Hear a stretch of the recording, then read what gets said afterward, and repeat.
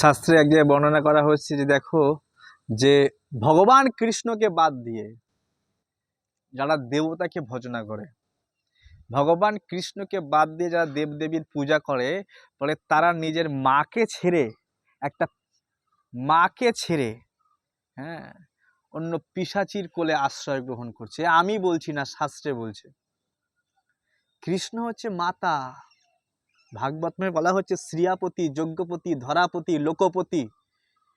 হ্যাঁ, কৃষ্ণই হচ্ছে সর্বময় কর্তা।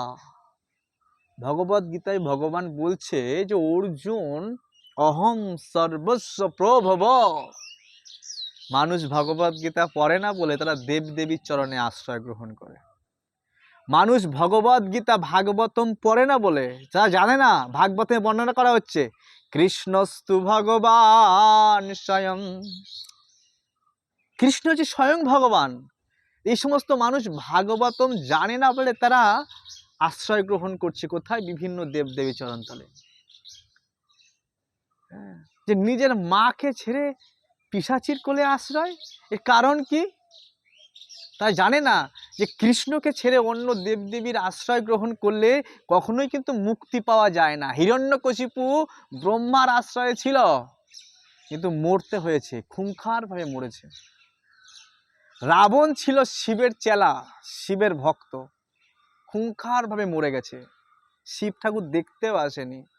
কংস ছিল দুর্গার ভক্ত, কংস মারার সময় ভগবান দেখতেও আসেনি। হ্যাঁ, ভয়ঙ্কর ভয়ে ভগবান মেরেছে কংসকে। তাই ভগবান কৃষ্ণের ভক্তি করতে হবে। ব্রহ্মাজি বলছেন দেখো, ঈশ্বর পরম কৃষ্ণ সচ্চিদানন্দ বিগ্রহ। দেখো ভাই, সচ্চিদানন্দ বিগ্রহ হচ্ছে কৃষ্ণ, আর অন্য কেউ না। তাই কৃষ্ণকে ছেড়ে তোমরা কাকে ভজনা করবে? আমি এই চারমুখ ব্রহ্মা, আমি কিন্তু নিরন্তর কৃষ্ণকে ভজনা করছি।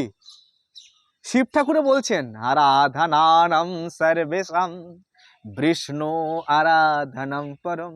সমস্ত আরাধনার মধ্যে শ্রেষ্ঠ আরাধনা হচ্ছে ভগবানের আরাধনা। তাহলে কেন আমরা ভগবানের আরাধনা বাদ দিয়ে অন্য কেন পুজো করতে যাব? এখন প্রশ্ন হতে পারে, আচ্ছা প্রভুজি, কৃষ্ণ পুজো করলে কি হবে? এত দেবতা আছে। হ্যাঁ হবে। নারদ মুনি বলছেন ভাগবতমে, যথা তরর মূল নিষেচনেন। গাছের গোড়ায় জল দিলে যেমন গাছের পাতায় পাতায় শাখায় শাখায় পৌঁছে যায়, ঠিক তেমনি কৃষ্ণ ভক্তি করলে এই সমস্ত দেবতারা কৃষ্ণের অংশ। হ্যাঁ, সব ভগবান সন্তুষ্ট হলে সবাই সন্তুষ্ট হয়ে যায়। যথা তরর মূল নিষেচনেন তৃপ্তন্তি তদ স্কন্ধ ভুজ উপশাখা। পুরো শাখা প্রশাখা হয়ে যায়। পেটে অন্ন পড়লে যেমন সমস্ত শরীর হৃষ্টপুষ্ট হয়ে যায়, ঠিক কৃষ্ণ ভক্তি করলে সমস্ত দেবতা প্রসন্ন হয়ে যায়। তাই আমাদের ভগবান কৃষ্ণের ভক্তি করা উচিত, ভগবানের সেবা করা উচিত, তাহলে জীবন ধন্য হবে। তা মানুষ গীতা পড়ে না, ভাগবতম পড়ে না, সংসারী জীব সংসারের কাচরা পড়ে পড়ে নিউজ পেপার পড়বে, নিউজ দেখবে, কিন্তু হরি ভক্তির কোনো গ্রন্থ পড়বে না, সঠিকটা জানবার প্রয়াস করবে না। হ্যাঁ, দাদু ঠাকুমার মুখে মুখে হরি কথা শুনে ধর্ম করার চেষ্টা করবে, তো কি অবস্থা হবে? এই জন্য আমাদের কর্তব্য, একটু গীতা পড়ুন, ভাগবতম পড়ুন, ভগবানকে জানুন, আর ভগবানকে জেনে কি করবেন? তার চরণে শরণ নেবেন। সরঙ্গ শরণাগতি হইবে যাহার, তাহার প্রার্থনা শুনে শ্রীনন্দ কুমার। আর এই শরণাগতি যখন হবে তখন তার প্রার্থনা ভগবান শুনবে। তাই আমাদের কর্তব্য হচ্ছে, কি কর্তব্য? শরণাগতি নেওয়া ভগবানের চরণে। ভগবান বলছে অর্জুন, তুমি সমস্ত ধর্মকে ছেড়ে তুমি আমার চরণে শরণ নাও, আমি তোমার সমস্ত পাপ থেকে মুক্ত করে দেব, আর আমি তোমাকে মোক্ষ প্রদান করব, আমি তোমাকে মোক্ষ প্রদান করব। তাহলে কেন আমরা ভগবানের চরণে, শ্রীকৃষ্ণের চরণে আত্মসমর্পণ করব না? দেখো, প্রহ্লাদ মহারাজ হয়েছে কৃষ্ণের চরণে আত্মসমর্পণ করে, শরণ নিয়ে। ধ্রুব মহারাজ হয়েছেন কৃষ্ণের চরণের শরণাপন্ন হয়ে।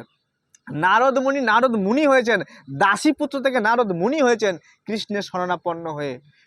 কুন্তি মহারানী হয়েছেন কৃষ্ণের শরণাপন্ন হয়ে। তাহলে আমি কেন কৃষ্ণের শরণাপন্ন হব না? আমি কেন কৃষ্ণের ভক্তি করব না? কেন? ওয়াই? দেখো, কৃষ্ণ ভক্তি না করলে, হ্যাঁ, এই জগতে আমরা কৃষ্ণ ভক্তি কেন করি না? সুখে থাকার জন্য, সুখে থাকবো, ভালো পড়বো না, ভালো থাকার জায়গা এটা না, সুখে থাকার জায়গা। আর আমাদের যেতে হবে, তাই আমাদের কৃষ্ণ ভক্তি করতে হবে। Chant Hare Krishna and be happy.